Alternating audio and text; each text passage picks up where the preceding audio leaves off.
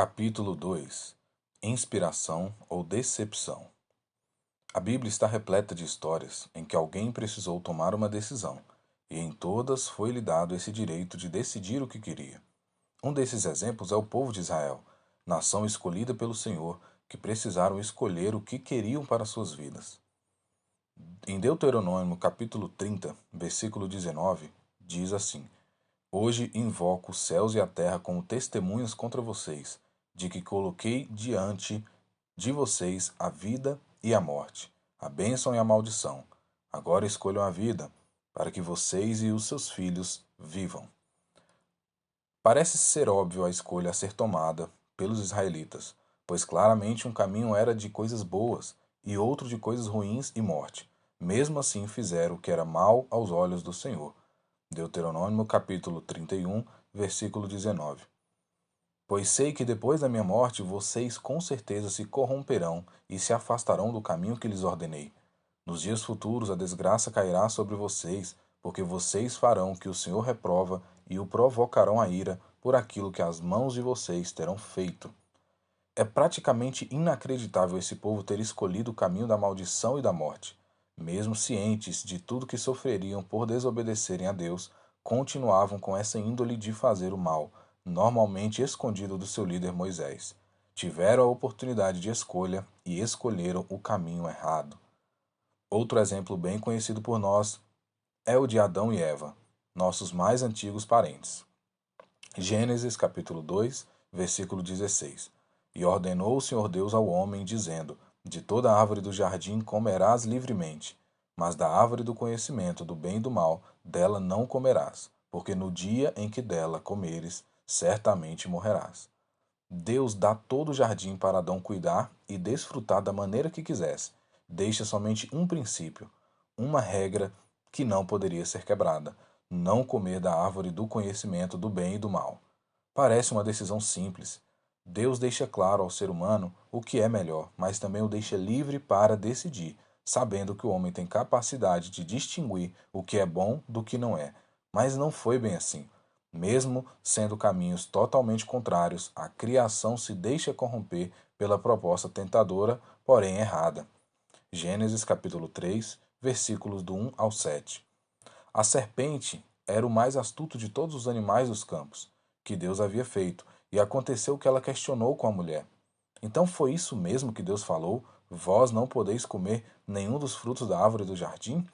Ao que declarou a mulher à serpente: Nós podemos comer dos frutos das árvores do jardim, mas do fruto da árvore que está no centro do jardim, Deus disse: Dele não comereis, nele não tocareis, para que não morrais. A serpente então alegou à mulher: Com toda certeza não morrereis.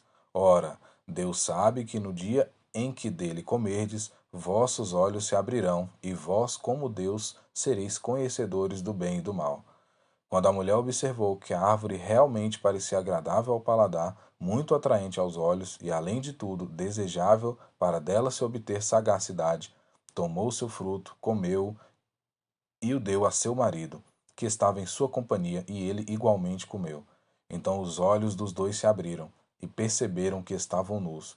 Em seguida, entrelaçaram folhas e figueira, e fizeram cintas para cobrir-se. Era aparentemente simples, mas ainda assim Adão e Eva escolheram o pior caminho, e cada escolha que fazemos vem acompanhada de consequências, e em ambos os casos as consequências foram extremamente amargas. Vamos a mais um exemplo para deixar claro o tema que vamos tratar: a escolha de Caim. Gênesis capítulo 4, versículos do 3 ao 8. Passado o tempo, Caim apresentou alguns produtos do solo em oferenda ao Senhor. Abel, por sua vez, ofereceu as primícias e a gordura do seu rebanho. Ora, o Senhor aceitou com alegria a Abel e a sua oferta. Todavia não se agradou de Caim e de sua oferenda, e por esse motivo Caim ficou muito irado, e o seu semblante assumiu uma expressão maligna. Então o Senhor abordou Caim: Por que estás furioso? E por qual motivo teu rosto está transtornado? Se procederes bem, não é certo que serás aceito? Entretanto, se assim não fizeres, sabe que o pecado espreita a tua porta e deseja destruir-te. Cabe a ti vencê-lo. Contudo, propôs Caim ao seu irmão Abel: Saiamos, vamos ao campo. E quando estavam no campo, aconteceu que Caim se levantou contra Abel, seu irmão, e o matou. Deus mais uma vez aparece aconselhando seu filho a fazer o que é certo, mas nunca transgredindo a lei do livre-arbítrio. Percebemos que Caim também escolhe o lado errado. Ele se deixa dominar pela ira, pela inveja, pelo ódio e comete o primeiro homicídio da humanidade. Casos diferentes uns dos outros, mas com o mesmo desfecho. Todos fizeram escolhas erradas, mesmo com a escolha certa tão próxima e tão fácil de tomá-la. Como vimos no capítulo anterior, todos nós nascemos com a função de inspirar, ou seja, estimular, incentivar os outros. Mas como estamos vendo agora, há sempre escolhas a serem tomadas. Estamos sendo constantemente observados por pessoas ao nosso redor e cabe a nós decidirmos quais decisões tomar, e essas decisões responderão se somos inspiração ou decepção para os outros. Mas por que tantas vezes tomamos decisões erradas, cientes que a escolha correta está ao nosso alcance? Por que nossas atitudes não passam de um reflexo do que está em nossa mente? Ou seja, tudo o que fazemos é fruto do que pensamos. As decisões começam na mente. Não caia naquela expressão de que fiz sem pensar, pois na verdade não pensamos nas consequências posteriores a uma ação, mas não tem como fazermos algo sem antes ser criada essa ideia na mente. Trecho em destaque: tudo o que fazemos é fruto do que pensamos. O homicídio de Caim, seu irmão, começou na mente, quando mesmo permitiu que o ódio e a inveja entrassem em seu íntimo, trouxe à mente a ideia de matar Abel, o convencendo de que essa era a melhor decisão a ser tomada. Com seus pais ocorreu da mesma maneira. Na mente de Eva não teria problema ir contra o princípio de Deus. A serpente estava certa, não havia problema em comer do fruto da árvore. Essa é uma estratégia poderosa do diabo contra o ser humano. Seu objetivo é controlar nossa mente, nos fazendo escolher sempre o pior caminho, nos enganando de que é o melhor. Por isso a Bíblia diz o seguinte: 2 Coríntios capítulo 10, versículos 5 e 6. Destruímos vãs filosofias e a arrogância que tentam levar as pessoas para longe do conhecimento de Deus, e dominamos todo o pensamento carnal para torná-lo obediente a Cristo. E estaremos preparados para repreender qualquer atitude rebelde, assim que alcançardes a perfeita obediência. É interessante analisarmos a profundidade dessas palavras escritas por Paulo aos irmãos em Corinto. Paulo deixa claro que as atitudes de nós, seres humanos, são influenciadas por aquilo que está à nossa volta, por aquilo que tem poder para nos dominar, que nesse caso são as vãs filosofias e a arrogância. Deixando-as nos dominarem, nos levam para longe do conhecimento de Deus. Mas esse domínio só é possível se perdermos o controle da nossa mente, ou seja, se nossos pensamentos forem fracos, limitados, egocêntricos. A forma de deter isso é dominando o nosso pensamento de tal forma que ele não se deixe levar novamente por certas alienações, para assim torná-lo totalmente de Cristo, com o objetivo de Jesus ser o dono da nossa mente. Estando Jesus no controle dos nossos pensamentos, conseguiremos dominar toda atitude rebelde que nossa carne ousar praticar. Se a nossa mente está em total obediência a Cristo, não há possibilidade de cometer atos que desagradem a Deus. Compreendemos aqui que toda atitude rebelde pode ser combatida quando o nosso pensamento está guardado em Jesus, quando somos obedientes a Ele. Essa obediência não é restrita às atitudes, mas também diz respeito à mente, com aquilo que pensamos a todo momento. Isso nos esclarece que tudo se inicia na mente. Nossa mente é o campo de batalha, o território a ser alcançado. Esse campo é almejado pelo diabo, mas nós temos o poder de decidir o que pensamos. Em outras palavras, Paulo novamente ressalta, agora aos Romanos, a importância do nosso modo de pensar. Vejamos.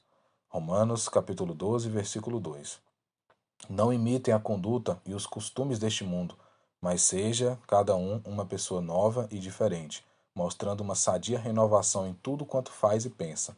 E assim vocês aprenderão de experiência própria a boa, agradável e perfeita vontade de Deus. Esse texto nos ensina que para sermos pessoas diferentes e contrárias aos padrões deste mundo, precisamos ter uma sadia renovação no que fazemos e pensamos.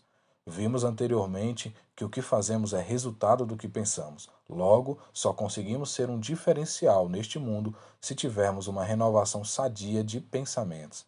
E por consequência dessa renovação mental, conseguimos alcançar a vontade de Deus, que é boa, agradável e perfeita.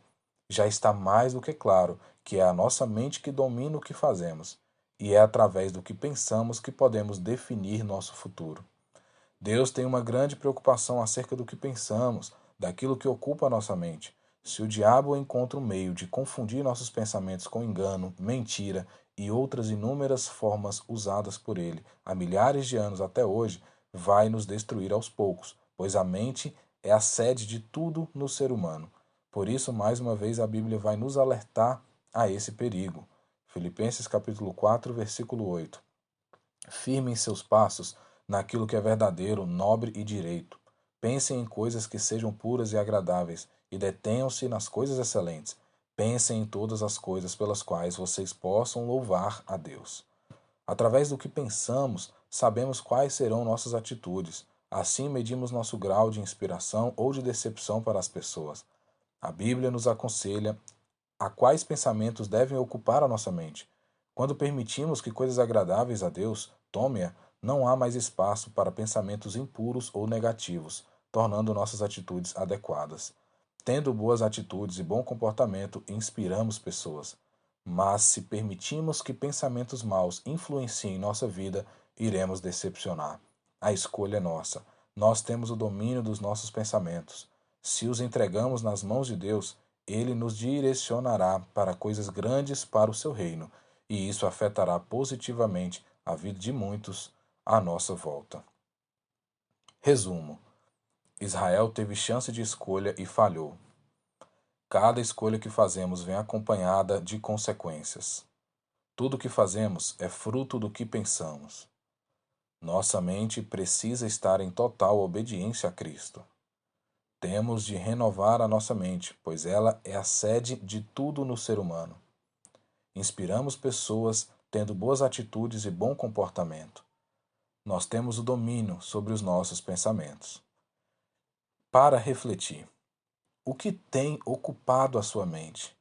Isso é bom ou ruim para você e para os que te rodeiam?